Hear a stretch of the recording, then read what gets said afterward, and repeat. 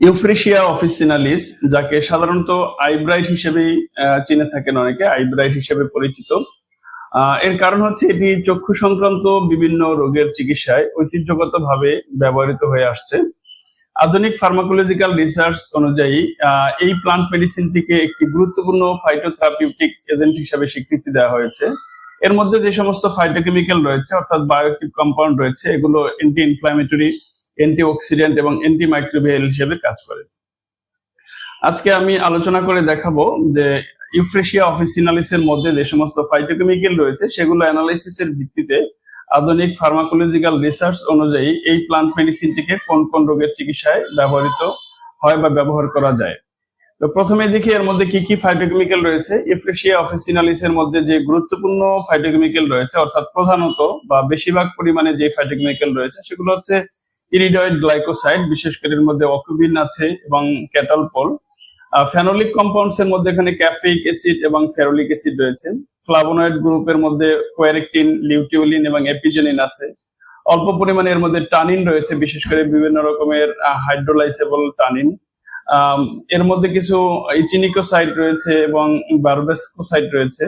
Volatile কম্পাউন্ডের মধ্যে কিছু essential oil রয়েছে এর মধ্যে। তো এই টোটাল যে ফাইটোকেমিক্যাল গুলো আমি বললাম তার মধ্যে প্রধান ফাইটোকেমিক্যাল আছে ইরিডয়েড গ্লাইকোসাইড, বিশেষ করে অকুবিন এবং ক্যাটালপল। এর বাইরে যে ফ্লাভোনয়েড গ্রুপের ফাইটোকেমিক্যাল রয়েছে, ফেনোলিক গ্রুপের রয়েছে, এগুলোই মূলত এই ইউফ্রেশিয়া অফিসিনালিস ওষুধটি কি কাজ করবে সেই ইন্ডিকেশন দেয় বা সেটি নির্ধারণ করে।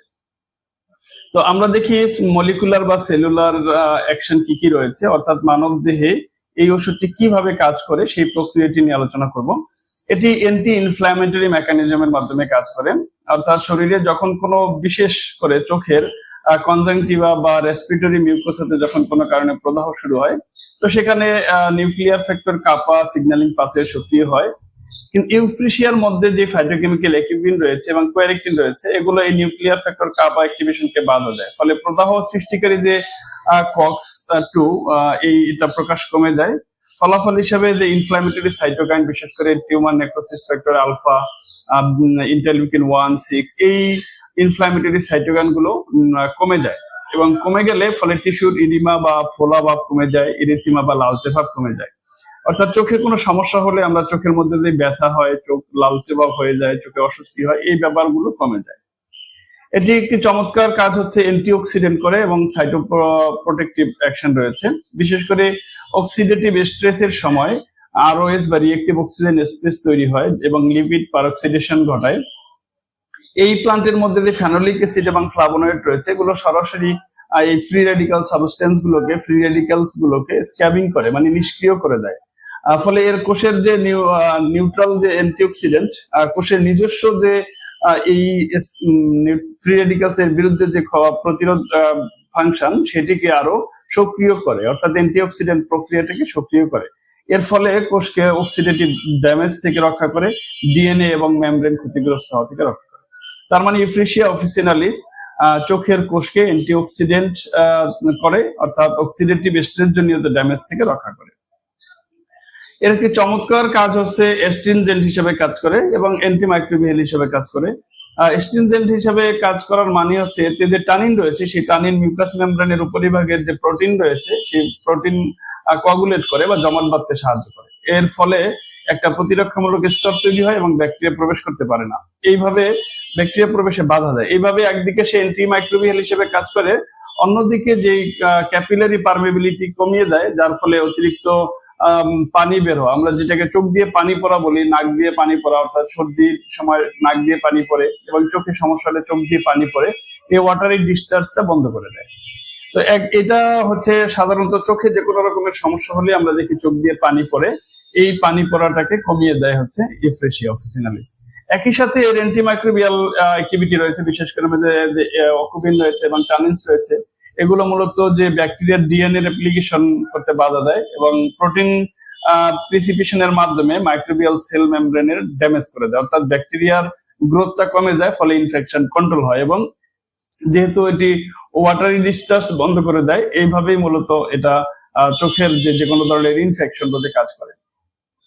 এর বাইরেও কিছু ইমিউন মডুলেশন করতে পারে। এর মধ্যে যে গ্লাইকোসাইড রয়েছে, বিশেষ করে ইচিনেকোসাইড এবং বারবেসকোসাইড, এগুলো মূলত ইমিউন সিস্টেমকে রেগুলেট করে এক্সেসিভ ইমিউনকে সাপ্রেস করে আর সাপ্রেস ইমিউনকে ইনেট করে। অর্থাৎ ইমিউন সিস্টেম মডুলেশন মানে হচ্ছে ইমিউন সিস্টেম যদি কম অ্যাক্টিভ থাকে তাহলে তাকে অ্যাক্টিভ করে, এবং ওভার অ্যাক্টিভ থাকলে তাকে সাপ্রেস করে, নিয়ন্ত্রণ করে। এর ফলাফলে দেখা যায় যে অ্যালার্জিক রিয়াকশন, বিশেষ করে হিস্টামিন মিডিয়েটেড রেসপন্সটা কমে যায়। আমরা অনেক সময় দেখি যাদের অ্যালার্জি সমস্যা রয়েছে তাদের মূলত এই সর্দি এবং চোখ দিয়ে পানি পড়া, চোখ লাল হয়ে যাওয়া, এই ব্যাপারগুলো বেশি ঘটে। তো ফলে এই ক্ষেত্রে ইউফ্রেশিয়া অফিসিনালিস মূলত একদিকে ইমিউন সিস্টেম মডুলেট করে, অন্যদিকে এটি সরাসরি অ্যান্টি অ্যালার্জিক মেকানিজম রয়েছে। বিশেষ করে যে ফ্লাভোনয়েড রয়েছে, সেই ফ্লাভোনয়েডটা মাস্ট সেল ডিরেগুলেশনকে ইনহিবিট করে, ফলে হিস্টামিন রিলিজটা কমে যায়। ফলে ইচিং, রেডনেস এবং বিশেষ করে ল্যাক্রিমিনেশন বা চোখের যে জল পড়া, সেই ভাবটি কমে যায়। তাহলে এটি চোখের উপরে কাজ করার ক্ষেত্রে অনেকগুলো মেকানিজমের উপর মিলিয়ে এটি সামগ্রিকভাবে চোখের যে কোনো রোগের চিকিৎসায় কাজ করে, ব্যবহৃত হয়। আমি প্রথমে বলেছি এটি অ্যান্টি ইনফ্ল্যামেটরি হিসেবে কাজ করে, অর্থাৎ চোখের প্রদাহ কমায়। আমরা চোখে যে কোনো রকমের সংক্রমণ হলে চোখে ব্যথা হয়, এই ব্যথা কমিয়ে ফেলে। তারপরে এটি অ্যান্টিঅক্সিডেন্টের মাধ্যমে এটি চোখের কোষ ক্ষতিগ্রস্ত হওয়া থেকে রক্ষা করে, এবং এস্ট্রিজেন্ট হিসাবে এটি মূলত চোখের যে পানি পড়া বা মিউকাস থেকে যে ডিসচার্জ, ওয়াটারি ডিসচার্জ হওয়া, বিশেষ করে নাক দিয়ে পানি পড়া, সেটি রোধে নিয়ন্ত্রণ করে কাজ করে। অ্যান্টিমাইক্রোবিয়াল অ্যাক্টিভিটি হিসাবে চোখের সংক্রমণ নিয়ন্ত্রণে কাজ করে। ইমিউন সিস্টেম বুস্টিং করা বা ইমিউন সিস্টেম রেগুলেট করা, এবং বিশেষ করে অ্যান্টি অ্যালার্জিক মেকানিজমের মাধ্যমে এটি অ্যালার্জিক কনজাংটিভাইটিস, অ্যালার্জিক রাইনাইটিস নিয়ন্ত্রণে ভূমিকা পালন করে। এই হচ্ছে মূলত ইউফ্রেশিয়া অফিসিনালিসের ফাইটোকেমিক্যাল অ্যানালাইসিসের ভিত্তিতে এর ফাংশন। এই ফাংশনের ভিত্তিতে আমরা যে সকল রোগের চিকিৎসায় এটিকে ব্যবহার করতে পারি, এবার যদি আমি সরাসরি ডিজিজ নেমে চলে আসি, তাহলে এর হচ্ছে কনজাংটিভাইটিস, বিশেষ করে সেটি ব্যাকটেরিয়াল হোক অথবা অ্যালার্জিক হোক। আমি আগেই বলেছি এটি অ্যান্টি অ্যালার্জিক হিসাবে কাজ করে, হিস্টামিন রিলিজ কমিয়ে দেয় এবং ইমিউন মডিউলেট করে। অন্যদিকে এটি অ্যান্টিমাইক্রোবিয়াল প্রপার্টি রয়েছে, সেই হিসাবে এটি কনজাংটিভাইটিস যে কারণেই হোক, সেটি অ্যালার্জি জনিত হোক অথবা ব্যাকটেরিয়াল ইনফেকশনের জন্য হোক, এটি কনজাংটিভাইটিস নিয়ন্ত্রণে ভূমিকা পালন করে। ব্লিফারাইটিস, বিশেষ করে আইলাইট মার্জিন ইনফ্লামেশন রোধে এটি কাজ করে। ড্রাই আই সিনড্রোম, যাদের ড্রাই আই সিনড্রোমটা অনেক সময় ক্রনিক হতে পারে, বিশেষ করে যাদের চোখ শুষ্ক ভাব থাকে বেশি, চোখ শুকিয়ে যায়, চোখে এক ধরনের ইরিটেশন হয়। তো এই ক্ষেত্রে মূলত ইউফ্রেশিয়া অফিসিনালিস এখানে অ্যান্টিঅক্সিডেন্ট করে, বিশেষ করে এন্ডোথেলিয়াল প্রোটেকশন দেয় এবং যে টিয়ার ফিল্মের স্টেবিলিটি ইমপ্রুভ করে, যার মাধ্যমে চোখের যে শুষ্ক ভাব, শুষ্কতা কমে যায়। অ্যালার্জিক রাইনাইটিস, সাধারণত ইউফ্রেশিয়া অফিসিনালিসকে অনেকেই শুধুমাত্র চোখের সমস্যায় ব্যবহার করে থাকেন, কিন্তু এটি প্রধানত যে মেকানিজমে কাজ করে সেটি হচ্ছে যে মিউকাস মেমব্রেনের উপরে কাজ করে এবং অ্যালার্জি নিয়ন্ত্রণ করে, ইমিউন সিস্টেম মডুলেট করে। তো সাধারণত অ্যালার্জিক রাইনাইটিসটা হয় অতিরিক্ত ইমিউন সক্রিয়তার কারণে। মিউকাস মেমব্রেন থেকে, মিউকাস থেকে ওয়াটারি ডিসচার্জ হয়। তো সেই ক্ষেত্রে আমরা বলি নাক দিয়ে পানি পড়ে, হাঁচি আসে। এই সমস্যাগুলো নিয়ন্ত্রণের ক্ষেত্রে কিন্তু এটি চমৎকার কার্যকরী, কারণ এর মধ্যে চমৎকার একটি অ্যান্টি হিস্টামিন মেকানিজম রয়েছে। হিস্টামিন নিয়ন্ত্রণে এটি গুরুত্বপূর্ণ ভূমিকা পালন করে। তো সেই হিসেবে চোখের সমস্যার পাশাপাশি আমরা কিন্তু অ্যালার্জিক রাইনাইটিস, যেটাকে তরুণ সর্দি বলা হয়, সেটার ক্ষেত্রে নিয়ন্ত্রণের ক্ষেত্রে এই ইউফ্রেশিয়া অফিসিনালিস চমৎকার কার্যকরী। সাইনোসাইটিসের ক্ষেত্রেও কার্যকরী, ওই একইভাবে, যেহেতু আমি বলেছি এটা মিউকাস মেমব্রেনের উপরে কাজ করে। আর আমরা জানি সাইনোসাইটিস মানে হচ্ছে এখানে মিউকাস জমে যায় সাইনাস ক্যাভিটিতে। তো সেই ক্ষেত্রে এই মিউকাসটা বাইরে বের করে দিতে এবং অতিরিক্ত মিউকাস তৈরি হওয়ার ক্ষেত্রে এটি নিয়ন্ত্রণে কাজ করে। তো সেই ক্ষেত্রে এটি সাইনোসাইটিস নিয়ন্ত্রণে গুরুত্বপূর্ণ কাজ করে। আপার রেসপিরেটরি ট্র্যাক্ট ইনফেকশন, বিশেষ করে আপার রেসপিরেটরিতে যে সমস্ত ইনফেকশন হয়, তো প্রথমত যেহেতু এর অ্যান্টিমাইক্রোবিয়াল অ্যাক্টিভিটি রয়েছে এবং অন্যদিকে যে মিউকাস মেমব্রেনের উপরে কাজ করে, সেই ক্ষেত্রে আপার রেসপিরেটরি ট্র্যাক্টের ইনফেকশনের চিকিৎসায় আমরা ইউফ্রেশিয়া অফিসিনালিসকে সহযোগী মেডিসিন হিসেবে দিতে পারি। আই ইরিটেশন, অনেক সময় ধুলাবালি, তারপরে হচ্ছে তীব্র আলো, এই সমস্ত কারণে চোখে অস্বস্তি হয়, চোখে এক ধরনের অস্বস্তি অনুভব হয়। এই অস্বস্তি দূর করার ক্ষেত্রে ইউফ্রেশিয়া অফিসিনালিস কার্যকরী। কেরাটো কনজাংটিভাইটিস, যে ক্ষেত্রে কর্নিয়া এবং কনজাংটিভা ইনফ্লামেশন হয়, এটি নিয়ন্ত্রণের ক্ষেত্রে মূলত ইউফ্রেশিয়া অফিসিনালিস কার্যকরী। যাদের চোখ দিয়ে সাধারণত পানি পড়ে, তেমন অন্য উপসর্গ নাই, শুধু পানি পড়ে, সেই ক্ষেত্রে এটি অতিরিক্ত টিয়ার প্রোডাকশনের কারণে। তো সেই ক্ষেত্রে এটি এই ইউফ্রেশিয়া অফিসিনালিস এই টিয়ার প্রোডাকশন নিয়ন্ত্রণের মাধ্যমে এস্ট্রিজেন্ট ইফেক্ট হিসাবে কাজ করে এবং সিক্রেশন কমিয়ে দেয়, চোখের পানি পড়া বন্ধ করে। যাদের অ্যালার্জি জনিত কারণে চোখের সবসময় এক ধরনের অস্বস্তি হয়, চোখের কুটকুট করে, চোখ লাল হয়ে যায়, তাদের এটা নিয়ন্ত্রণের ক্ষেত্রে কাজ করে। আইস যে কোনো রকমের চোখের সংক্রমণ নিয়ন্ত্রণে কাজ করে। এগুলো হচ্ছে চক্ষু সংক্রান্ত যে কোনো রোগের চিকিৎসায় ইউফ্রেশিয়া অফিসিনালিস এর ব্যবহার। এর বাইরে আমি বলেছি অ্যালার্জিক রাইনাইটিসে এটি ব্যবহার করা যায়, চমৎকার ভাবে কাজ করে। আপার রেসপিরেটরি ট্র্যাক্ট ইনফেকশনে কাজ করে, সেই হিসেবে এটি ফ্যারিনজাইটিস ল্যারিনজাইটিস নিয়ন্ত্রণের ভূমিকা রাখতে পারে। আরেকটি গুরুত্বপূর্ণ কাজ করে, সেটি অনেকেই হয়তো প্রপারলি জানেন না, সেটি হচ্ছে ডায়াবেটিক রিলেটেড যে আই কমপ্লিকেশন থাকে। অনেক যখন কারো ডায়াবেটিসে ভুগতে থাকেন তখন ধীরে ধীরে তার চোখের সমস্যা হতে থাকে। সেই ক্ষেত্রে এই ইউফ্রেশিয়া অফিসিনালিস সেবন করতে দিলে তার আই যে চোখের যে বিভিন্ন রকমের সমস্যা হওয়ার যে গতি, সেই গতিটা কমে যায় এবং চোখ তুলনামূলক ভালো থাকে। সেটা হচ্ছে ইউফ্রেশিয়া অফিসিনালিস এর মধ্যে যে ফ্লাভোনয়েড রয়েছে, সেই ফ্লাভোনয়েডটা মূলত এলডোস রিডাক্টেস যে এনজাইম রয়েছে, সেই এনজাইমকে বাধা দেয় এবং ডায়াবেটিক রেটিনোপ্যাথির ঝুঁকি কমায়।